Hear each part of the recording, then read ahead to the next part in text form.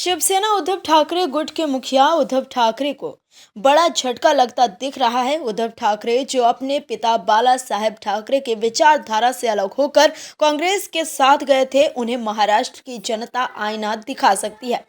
दर्शकों, महाराष्ट्र और झारखंड के विधानसभा चुनावों में मतदान की प्रक्रिया पूरी हो चुकी है। झारखंड की कुल 81 सीटों के लिए 2 चरणों में, जबकि महाराष्ट्र की कुल 288 सीटों पर एक ही चरण में मतदान हुआ है। वोटिंग खत्म होते होते एग्जिट पोल्स के नतीजों के लिए टीवी चैनलों की महफिलें सज गईं। महाराष्ट्र के लिए आए एग्जिट पोल्स के अनुमानों के मुताबिक वहां बीजेपी गठबंधन की सरकार बनती दिख रही है। ज्यादातर एग्जिट पोल्स 288 सीटों वाली विधानसभा में बीजेपी की अगुवाई वाली महायुति को स्पष्ट बहुमत मिलने का अनुमान जता रहे हैं। 5 सालों में महाराष्ट्र की राजनीति में बड़ा बदलाव आया है। साल 2019 में जब विधानसभा चुनाव हुए थे, उससे आज की स्थिति बहुत अलग है। 2019 में एक शिवसेना और एक एनसीपी मैदान में थी, लेकिन इस बार शिवसेना और एनसीपी के गुट एक दूसरे के खिलाफ खड़े हैं और महाराष्ट्र की राजनीति का सबसे बड़ा बदलाव यही है। अब सबकी नजरें इस पर हैं कि महाराष्ट्र विधानसभा चुनाव में दोनों पार्टियों के इन गुटों में कौन किस पर भारी पड़ने वाला है। एनसीपी का चाचा शरद पवार का गुट महाविकास अघाड़ी गठबंधन के साथ चुनाव लड़ा और भतीजे अजित पवार का गुट महायुति गठबंधन के साथ मैदान में था। वहीं शिवसेना का उद्धव ठाकरे गुट एनडीए के साथ है और एकनाथ शिंदे की शिवसेना महायुति गठबंधन के साथ मैदान में है। अब देखना यह है कि शरद पवार बनाम अजित पवार और उद्धव ठाकरे बनाम एकनाथ शिंदे गुट की रेस में कौन आगे है।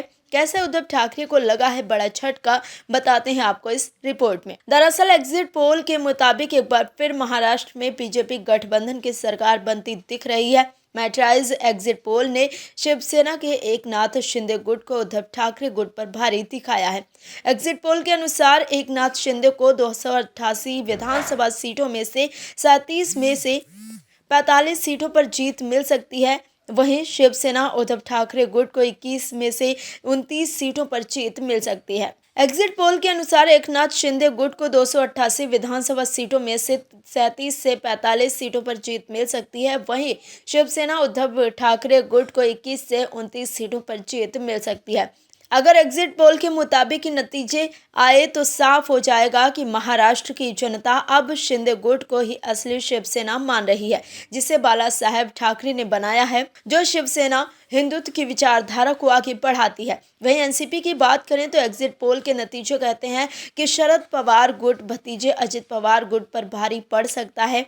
नतीजों के अनुसार शरद पवार गुट 35 से 43 सीटें जीत सकता है, जबकि अजित पवार गुट के हिस्से में 17 से 26 सीटें आ सकती हैं। महाराष्ट्र में 288 विधानसभा सीटों के लिए हुए चुनाव में बीजेपी, शिवसेना, एकनाथ शिंदे गुट और एनसीपी अजित पवार गुट का महायुति गठबंधन मैदान में था, जबकि शिवसेना उद्धव ठाकरे गुट, कांग्रेस और एनसीपी शरद पवार गुट का महाविकास अघाड़ी गठबंधन चुनावी मैदान में है। महाराष्ट्र में जीत के लिए बहुमत का आंकड़ा 145 है।